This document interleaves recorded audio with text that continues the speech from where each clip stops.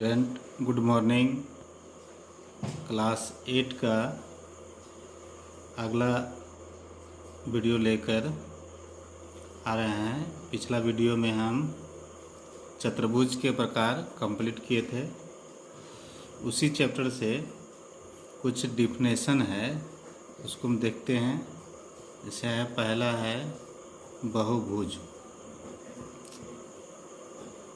बहुभुज से आप क्या समझते हैं? बहुभुज का केवल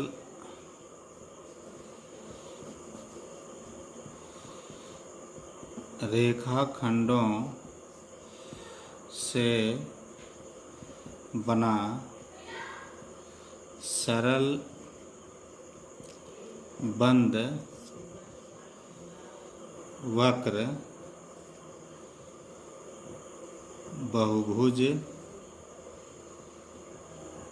कहलाता है। बहुभुज का एग्जाम्पल या चित्र के द्वारा दर्शा सकते हैं। ये एक प्रकार का बहुभुज है, ये भी बहुभुज है, ये भी बहुभुज है,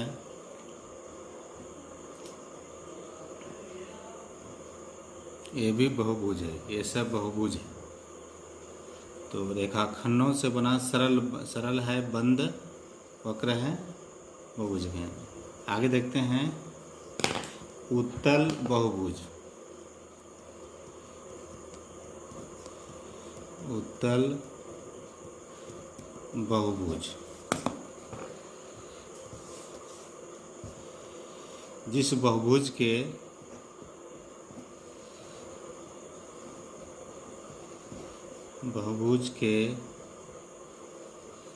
सभी विकर्ण पूरी तरह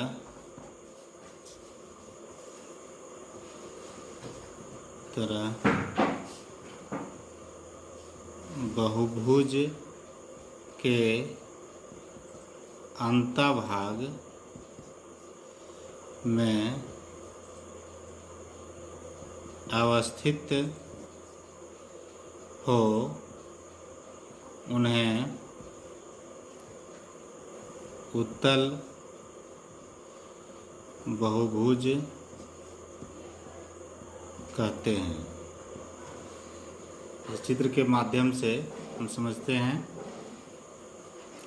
ये उत्तल बहुभुज है। इसके विकर्ण जैसे ए शीर्ष से ए शीर्ष को मिलाने वाला विकर्ण कहलाएगा। ये भी विकर्ण, इसमें दो विकर्ण हो गया, और ये विकर्ण अंतभाग में है, बाहर नहीं है ना, इसलिए उत्तल बहुभुज का चित्र है। इसी प्रकार से एक और चित्र देखते हैं। इसका विकर्ण ए और ए अंतभाग में स्थित है, इसलिए ये उत्तल बहुभुज कहलाएगा। आगे अवतल बहुभुज। जिस बहुभुज के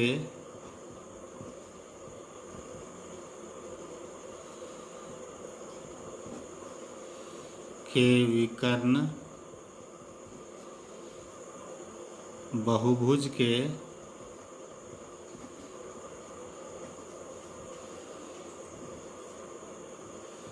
बाहर चला जाता हो, उसे अवतल बहुभुज कहा जाता है। इसका चित्र देखते हैं।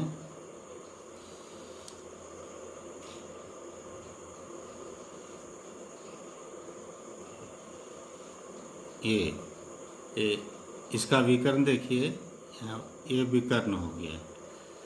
इस बहुभुज के बाहर है, इसलिए ये फिगर जो है अवतल बहुभुज का है। इसी प्रकार से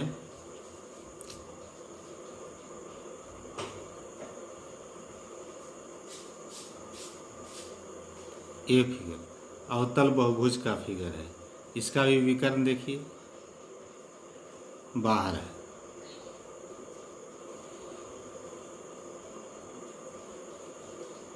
ये अवतल बहुभुज का फिगर है, इसका भी विकर्ण ये अवतल बहुभुज के बाहर है, इसलिए ये सब अवतल बहुभुज कहा जाएगा। आगे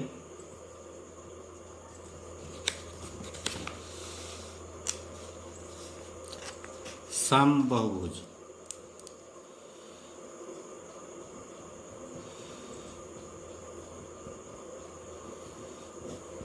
समबहुभुज जिस बहुभुज के सभी भुजाएं एवं सभी कोण बराबर हों उसे समबहुभुज कहते हैं। जैसे एक वर्ग का चित्र बनाते हैं, ये वर्ग है, तो इसमें हम परिभाषा में लिखें जिस बहुभुज के सभी भुजाएं, तो इसके चारों भुजाएं बराबर है और इसके सभी कोण बराबर हो, इसके प्रत्येक कोण 90 डिग्री हो, तो इसे हम समबहुभुज कहेंगे। इसी प्रकार से एक ये समबाहु त्रिभुज है, समबाहु त्रिभुज, इसके तीनों भुजाएं आपस में बराबर है, इसके प्रत्येक कोण भी बराबर है, तो ये हमारा समबहुभुज हो गया। इसी प्रकार से एक और फिगर लेते हैं।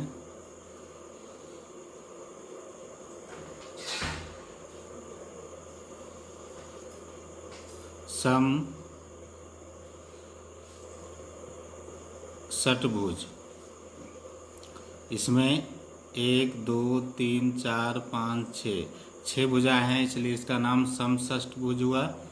और ये 6 भुजा बराबर है और इसके प्रत्येक कोण इक्वल है, बराबर है, तो ये हमारा समबहुभुज का क्लियर होता है। उसके बाद है विषम बहुभुज।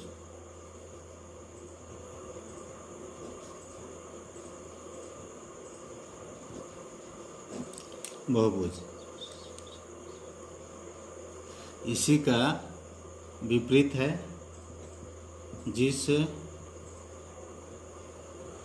बहुभुज की सभी भुजाएं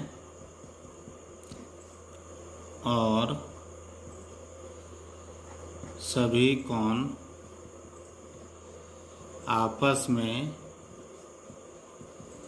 बराबर नहीं हो, उसे विषम बहुभुज कहते हैं।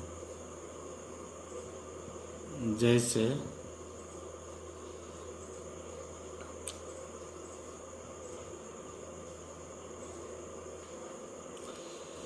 ये देखिए समकोण त्रिभुज, समकोण त्रिभुज का चित्र है। ये देखिए यहाँ पर 90 डिग्री है, ये न्यून कोण है, ये न्यून कोण है 90 से कम है, तो इसके प्रत्येक कोण बराबर नहीं है, इसकी प्रत्येक भुजा भी बराबर नहीं है, तो ये हमारा हो गया विषम बहुभुज। इसी प्रकार से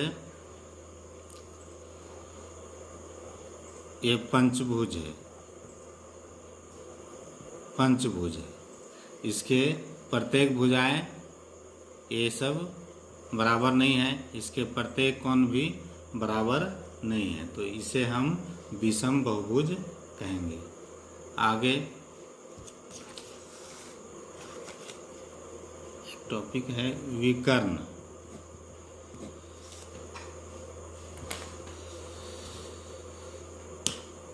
विकर्ण किसी बहुभुज का विकर्ण उसके किन्हीं दो शीर्षों को जोड़ने से प्राप्त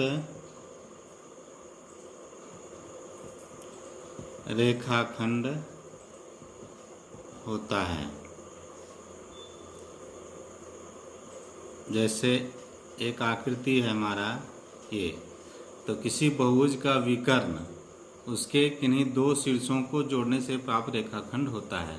तो ए शीर्ष है और ए शीर्ष है, इसको अगर हम जोड़ते हैं तो ये विकर्ण कहलाएगा। इसी प्रकार से ए शीर्ष और ए शीर्ष को जोड़ते हैं तो ये रेखाखंड हमारा विकर्ण कहलाएगा। हमको विभिन्न प्रकार का आकृति दिया हुआ हो, उसमें हमको विकर्णों की संख्या निकालना है कि इस आकृति में कितने विकर्ण होंगे। तो विकर्णों की संख्या का एक सूत्र है n × n-3/2, जहाँ n = भुजाओं की संख्या डिनोट करता है। अब जैसे मान लेते हैं एक हमारा वर्ग है, इसमें कितने विकर्ण होंगे, तो इसके कितने भुजाएं हैं, 1 2 3 4 भुजाएं हैं। तो हम निकालेंगे विकर्णों की संख्या इक्वल टू n × n-3/2। तो n इक्वल टू यहाँ पर कितना है, 4 है, भुजाओं की संख्या 4 है। तो हम यहाँ पर 4 n की जगह पर 4 × 4-3/2 हल करेंगे। 4 × 4 में 3 गया, 1/2, 2 से कट गया, तो विकर्णों की संख्या कितना हो गया, 2 हो गया। मतलब एक विकर्ण ए और एक विकर्ण ए, 2 विकर्ण हो गया। अब एक और एग्जाम्पल लेते हैं।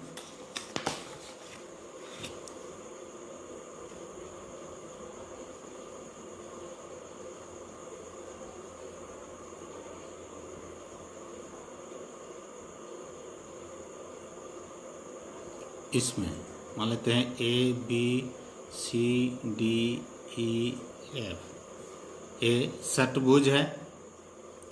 यहाँ पर n = कितना है, 1 2 3 4 5 6 भुजा है। तो इसमें विकर्णों की संख्या कितनी होगी, तो यही सूत्र से हम निकालेंगे। विकर्णों की संख्या इक्वल टू, सूत्र हम बैठाएंगे n × n-3/2 equal to n की जगह पर 6 3/2 इक्वल टू 6 × 3/2, 2 से 6 गए 3 इक्वल टू कितना हो गया, 9।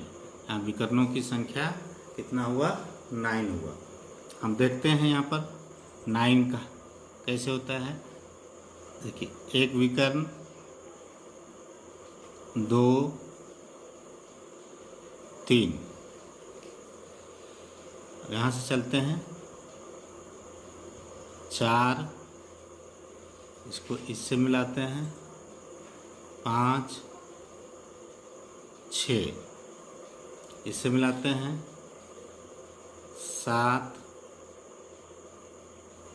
8, इसको इससे मिलाते हैं 1 9, और कोई बच रहा है, यहाँ से देखिए सब मिल गया, यहाँ से भी मिल गया, यहाँ से मिल गया।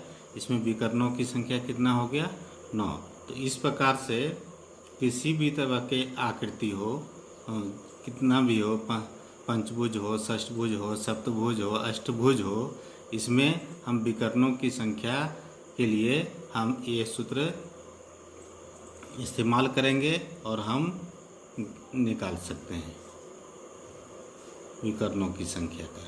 ये सूत्र हो गया। आगे हम एक्सरसाइज में आते हैं। एक्सरसाइज का कुछ प्रश्न हल करते हैं। तो एक्सरसाइज का पहला क्वेश्चन जो है उसमें कुछ आकृति दिया हुआ है। अभी आप लोग के पास बुक अवेलेबल नहीं हुआ होगा, तो एक्सरसाइज 3.1 का पहला क्वेश्चन हम यहाँ पर क्वेश्चन भी लिख देते हैं। क्वेश्चन है, यहाँ पर कुछ आकृतियाँ दी गई है। जैसे पहला में आकृति है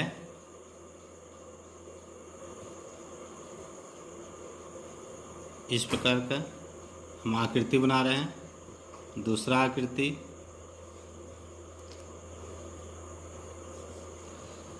तीसरा,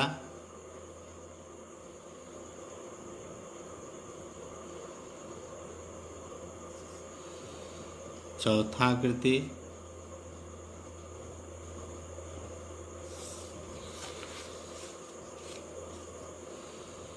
पांचवा आकृति,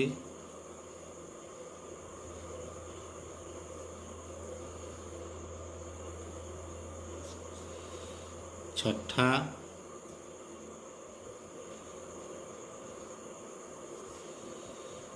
सातवां आकृति,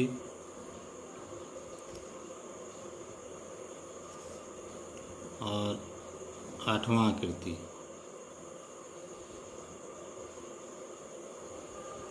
ये अब इसमें प्रश्न है कि प्रत्येक का वर्गीकरण निम्नलिखित आधार पर कीजिए। ए में है साधारण वक्र। अब इसमें ये सब आकृति में हमको छाट के लिखना है कि साधारण वक्र कौन कौन सा है। बी में है साधारण बंद वक्र। सी में है बहुभुज। डी में है उत्तल बहुभुज।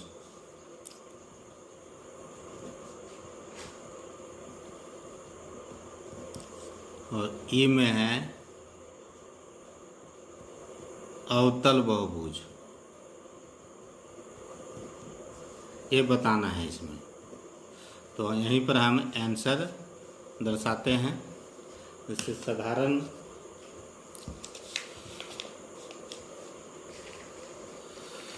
वक्र में कौन कौन सा वक्र है। तो साधारण वक्र में हमारा देखिए ये पहला है, यहाँ नंबर यहाँ देते हैं, पहला हो गया। दूसरा भी हमारा साधारण वक्र है, ये दूसरा भी हो गया। तीसरा नहीं है, चौथा नहीं है, पांचवा है, पांचवा हो गया। उसके बाद देखो 6 नंबर, 6 भी हो गया। और 7, ये साधारण वक्र है। यही हमें आंसर दर्शा दिए। साधारण बंद वक्र पहला है, दूसरा है, पांचवा है, छठा है और सातवां है। साधारण वक्र भी है और साधारण बंद वक्र भी है। बहुभुज में हमारा पहला है और दूसरा है। ये पहला और दूसरा ये बहुभुज है। इसमें उत्तल बहुभुज देखते हैं। तो उत्तल बहुभुज हमारा ये फिगर नंबर 2 का है और अवतल बहुभुज फिगर 1 का है। उत्तल बहुभुज और अवतल बहुभुज को पहले हम परिभाषा लिखे थे, इसका विकर्ण देखिए अंदर है, इसका विकर्ण हमारा बाहर जाएगा, और ऐसा कोई फिगर नहीं है जिसमें उत्तल और अवतल बहुभुज का है। यही हमारा आंसर पूरा हुआ। अब हम क्वेश्चन नंबर 2 पर आते हैं।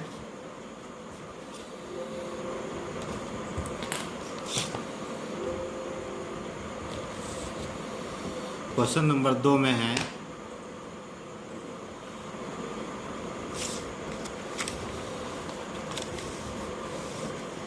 निम्नलिखित प्रत्येक में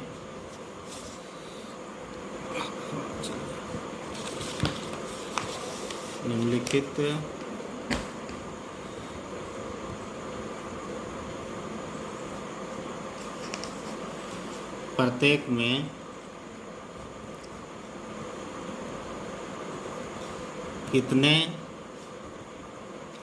विकर्ण हैं, ये क्वेश्चन है।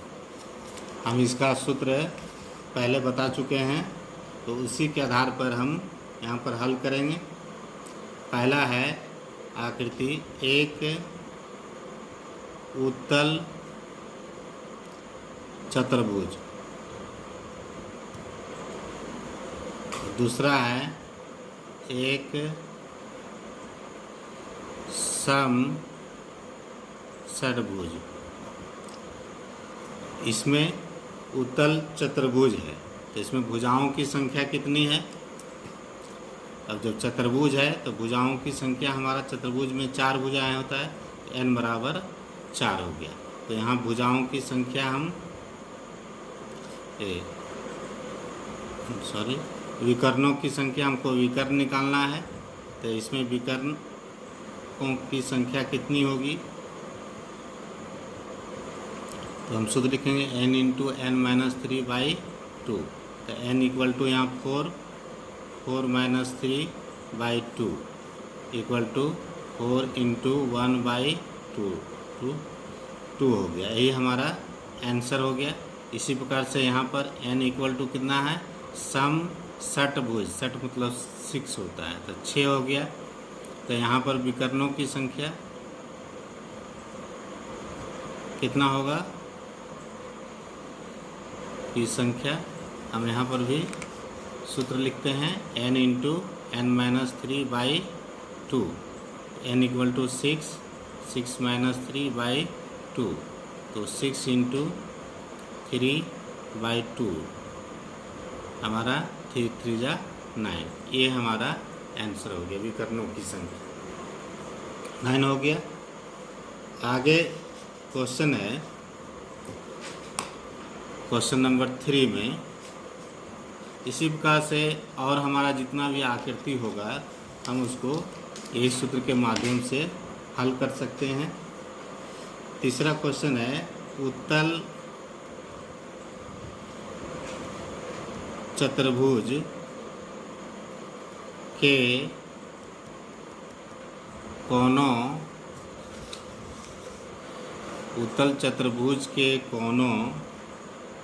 के मापों का योगफल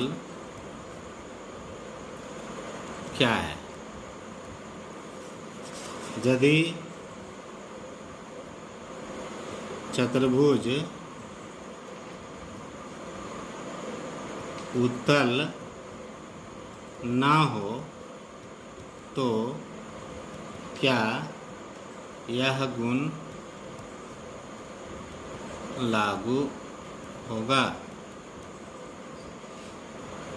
एक क्वेश्चन। इसका हल उत्तल चतुर्भुज के कोनों के मापों का योगफल क्या हो गया?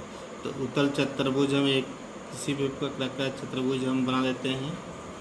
ये देखिए उत्तल चतुर्भुज है, इसके कोनों के मापों का योग क्या होगा? तो इसमें हम एक विकर्ण को मिलाते हैं, मिला दिए तो ये 2 भाग में बट गया, 2 त्रिभुज में बट गया। इस त्रिभुज के तीनों कोनों का योगफल हम जानते हैं 180 डिग्री होता है, 180 डिग्री, और इसका भी 180 डिग्री। तो 180 प्लस 180 कर देंगे तो 360 डिग्री होगा।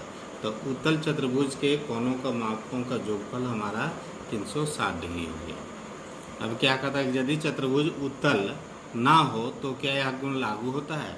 अब एक हम फिगर बनाते हैं जो उत्तल चतुर्भुज नहीं है। ये उत्तल चतुर्भुज नहीं है, मतलब अवतल है। तो इसके चारों कोनों का जोगफल क्या होगा, ये है ना। तो यहाँ हम मिलाते अगर हैं तो ये भी दो त्रिभुज में बढ़ जाता है, और यहाँ पर भी इस त्रिभुज का तीनों कोनों का जोगफल 180, इस त्रिभुज के तीनों कोनों का जोगफल 180, तो 360 डिग्री होता है ना। तो यहाँ कह रहा है कि यदि चतुर्भुज उत्तल ना हो तो क्या गुण लागू होता है, तो कि हाँ ये गुण लागू होता है, और इसके भी जोगफल 360 डिग्री होती है। ये क्वेश्चन नंबर 3 तक के यहाँ पर हम कंप्लीट किए। आगे हम क्वेश्चन नंबर 4 से अगले वीडियो में मिलेंगे। ये अपने नोटबुक में नोट कर लीजिएगा, और इसी प्रकार का प्रश्न अगर आए तो इसको हल कीजिएगा। Thank you.